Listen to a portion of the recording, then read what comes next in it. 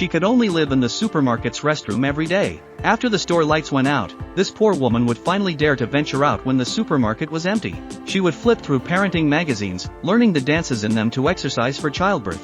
When she got tired, she would drink 2 bottles of milk for nutrition and then cover herself with the supermarket's blankets and lie on the floor to sleep. She wouldn't wake up until 5 a.m., when the alarm clock went off. After waking up, she would place the alarm clock and blanket back in their proper spots. Once everything was in order, she would go to the restroom to brush her teeth and wash her face. Finally, she would hide in a cabinet facing the front door and wait for the supermarket staff to arrive. When no one was paying attention, she would quietly slip out of the supermarket, sit on a bench in the park, and soak up the sun. Usually, at this time, she would make a note of the items she had used in the supermarket the day before, hoping that one day, when she had money, she could pay for those things. As the store was about to close, she would pretend to be a customer and hide back in the restroom. Day after day, this was her life, a woman who could only live in a restroom. But her time living in the restroom wasn't the most tragic part of her life. The woman's name was Annie.